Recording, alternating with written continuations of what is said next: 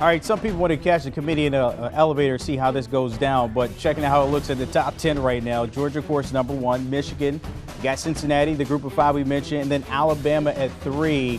But what if something happens after this weekend? Can Oklahoma State get in? Notre Dame at 6. Others, maybe if Baylor somehow squeaks in there and upsets something, who knows how it could shake out when it comes to those top 4 spots. So let's bring the guys back in here to give us their final CFP projections of how it could shake out if there's something different that we don't see in the conference games. Brady, I'll start with you. Are we going to start with that 4 after this weekend? Will it be the same way, or would it be a little different? No, it's going to be different. I do have Georgia beating Alabama. I think that eliminates Alabama from contention for the college football playoff. So that'll open up a spot. And then I see Oklahoma State at 5 beating Baylor. So that'll leapfrog them in there. And then that's how you get your top 4 teams. That's really the only change in my mind. Now, I do think there's 3 scenarios that could make things crazy. If Bama does beat Georgia, now you're getting Bama in and Georgia's going to be in. You got 2 SEC teams, and now you got everyone else jockeying for those other 2. Michigan wins, they're in. Cincinnati, I would assume, would be the other one, but they might get leapfrogged by Oklahoma State. I don't know. The other chaotic scenario is, let's say Baylor and Iowa both win in the Big 12, Big 10 respectively. I don't think they're jumping up Baylor from 9 or Iowa from 13 into the top 4.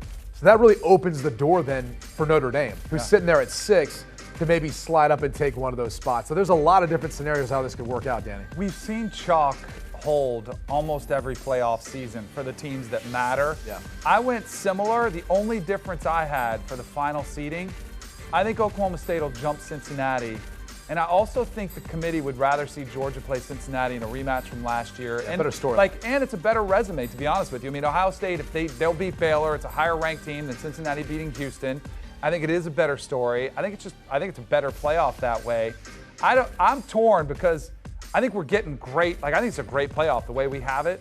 If we do see chaos, I don't know if some of the teams, does Baylor, does that draw? And I know, not even from a rating standpoint, do they have any chance to really upset a Georgia? Those 4 teams, Cincinnati played Georgia pretty tough last year. And I know Georgia sat a lot of people, so Cincinnati had a lot of guys out too. And you got the Cinderella versus the top dog aspect. And then Michigan, Oklahoma State should be a heck of a game.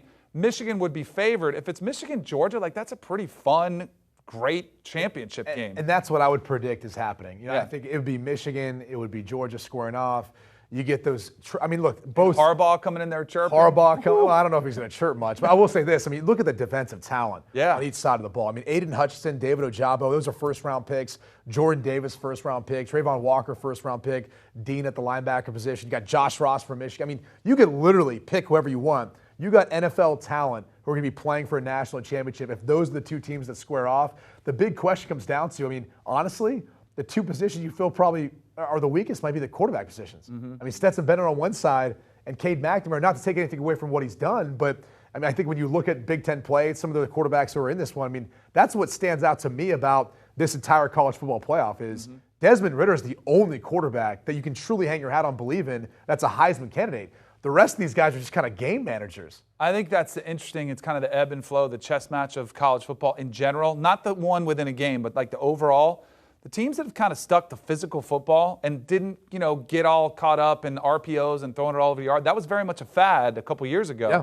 And I think you're seeing a return to physical football. And because defenses have adapted how to stop those, they've gotten longer, lankier, smaller. Now you're able to punch them in the mouth and have some success running the football. Michigan, Georgia, Oklahoma State. There's a reason. You bring up a great point because, the 3-3-5 defense that Oklahoma State implements so well, and it's so tough to go up against as a quarterback, particularly on 3rd down.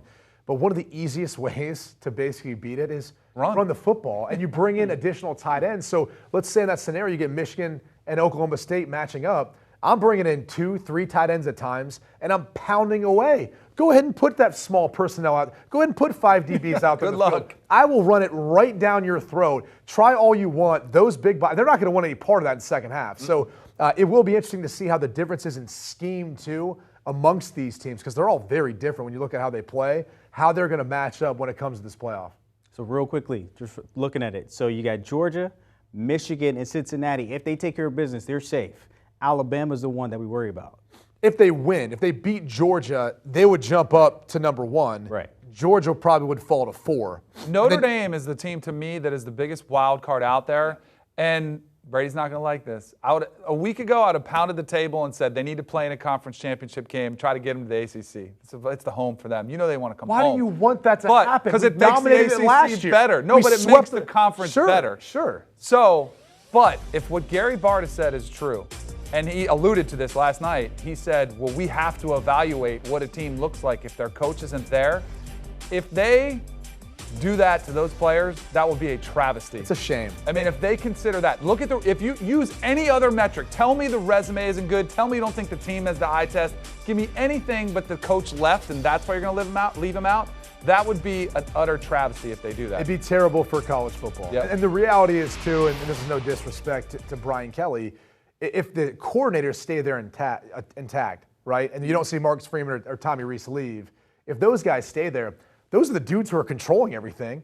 You know, Brian Kelly was the figurehead. He kind of managed over top of all of it. It was Tommy Rees calling the offense, Brian Poying calling special teams, Marcus Freeman calling the defense. If those guys are intact and they're in the college football playoff, they deserve a shot. I was just going to say, maybe you don't have someone on the sidelines who's, you know, kind of handcuffing you from time to time or chirping on that microphone. And I think that would be a motivated team. Yeah. With what he said in his opening comments, with what he said with his comments to the LSU team, and everything that came out after what he said to Notre Dame the day before, I think there would be a lot of motivation for those players to almost want to kind of stick it to their old coach for how he left them when they had a shot to play for a national championship. Of course, we can talk about this all day, but of course we'll have answers on Sunday and Monday how this will shake out, of course, with conference championships on the other side. Don't forget the conversation continues on Cover 3 podcast. The fellas diving into this one, of course, the playoff rankings. Chip Patterson, Tom Fornelli discussing whether Cincinnati is set to make a historic playoff appearance if they beat Houston, of course. That depends on that American Conference there. Download and give them a follow.